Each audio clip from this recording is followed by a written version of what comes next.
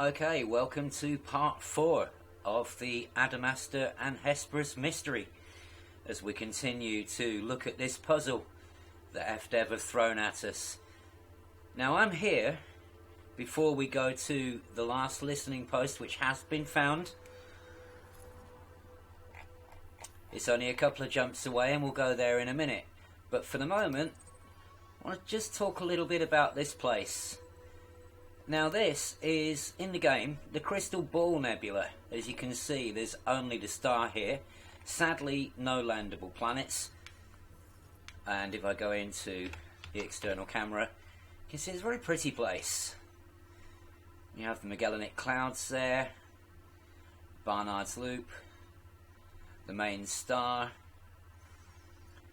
Now this exists in our galaxy. It's the NGC 1514 nebula, and it was discovered, as so many things were, by William Herschel, the astronomer, in November 1790. Now this was a very special find for William, because up until then he believed that planetary nebula, a term which he also coined, he believed that they were just dense group of stars that couldn't be seen with a telescope. But this changed his mind. The discovery of this one forced him to change his beliefs and realise that, nebula were actually big clouds of gas gathered around one or more stars. In this case, it's only gathered around a single star, that big white one you can see there. You can see the band of the Milky Way going through it. Quite pretty for screenshots. There's the California Nebula, which we will be approaching to find the last of the listening posts. And there's Barnard's Loop, a very familiar place for me. Been down there many, many times, especially doing burning station rescues from the Witchhead sector. And there's my Asp Explorer. And so, yeah, so this has actually some astronomical significance for William Herschel and for astronomy in general. It was one of the places that increased and improved our knowledge of these stellar phenomena. Now, with that said, let's go and find this listening post in the California sector. Now this one was a bit more difficult to find because it didn't show up with a regular scan, and in fact the people out there searching for it, Cannon and so on, all the other pilots, they'd actually found it and passed it by and missed it. And then Zach Cocken, the community manager, came on and said, sorry about that, we've made it a little bit hard to find because we were trying something new, but it's there now. You can find it with a FSS search. Now I don't know, the only way to find it before that, before fdev came in, realised people had already passed it by and thought, maybe we made that a little bit too difficult. The only way to find it before that was to actually drop into the asteroid field and then you would see it.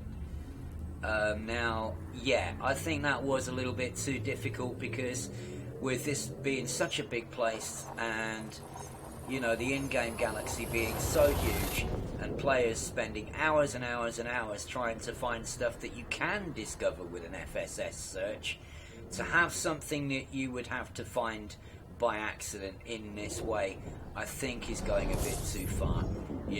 It's too much of a needle in a haystack. But fair play to fdev for trying something new, for experimenting with new things. They're often criticised for not doing that, so alright, in this instance they made things a little bit too hard. But I'm not going to knock them for trying something new. Good on them for doing that. So, okay. Next jump, and we'll be in system. The last of the 3 listening posts.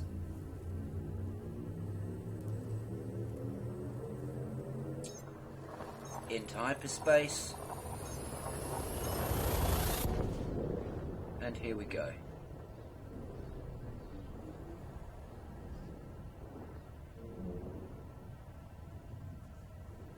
So, from the small but significant NGC 1514 Crystal Ball Nebula, which is not only near the listening post in this system, but also quite near the last listening post near to the NGC 1333 sector.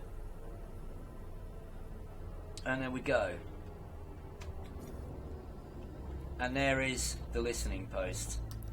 So let's go and see. Whoops. Let's target it. Let's go and see what it has to offer. And there, the California Nebula. Looking very rich and red as we approach. Ooh, it's telling me to slow down. Could be a loop of shame here. Yep, it's going to be a loop of shame. I think the gravity of the star just pulled me round there.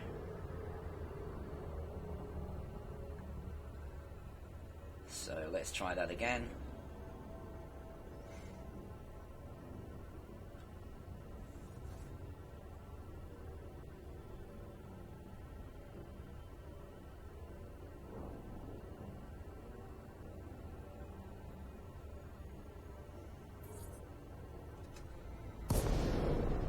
And there we go.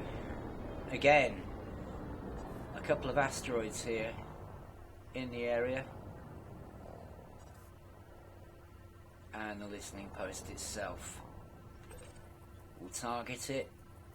And I'm not running my data scanner, but you can see that the onboard ship scanner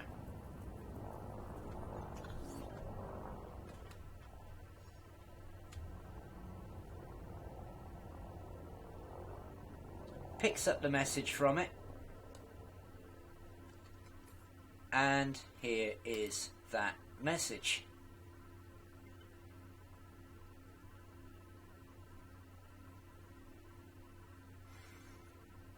And H1 and H2 we've already got, but just to confirm that this is indeed the H3 listening post, giving messages for the other two, as has been the pattern so far.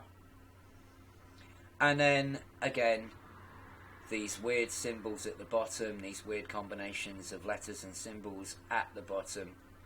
So now we have all of them. A1, A2 and A3, C1, C2 and C3, G1, G2 and G3. What do they mean? What do they stand for? These are presumably the final bits of information that we need to find the Hesperus. And but at the moment there is a lot of discussion on how to actually interpret and use those in order to do so. So while all those brainy people, I'll just get a screenshot while I'm here. While all those brainy people are figuring out what this means, is it another code? Do we have to use some kind of cipher? How do we translate these into usable galactic coordinates? And what will we find when we do? The location of the Hesperus, hopefully. And then we can go there and find out what happened. Remember that the Hesperus broadcast a message saying that it had encountered another ship. So there's still a bit of this mystery to come. And so we will just have to see now if anybody manages to figure out what that last line, as well as the lines from the other listening posts, actually means, how to decipher it, how to get useful information or coordinates from it, which will hopefully lead us to the Hesperus itself. So all the code masters and brain boxes are currently working on that to try and work it all out. And as soon as I know anything more about that, I'll let you guys and girls know. The search continues.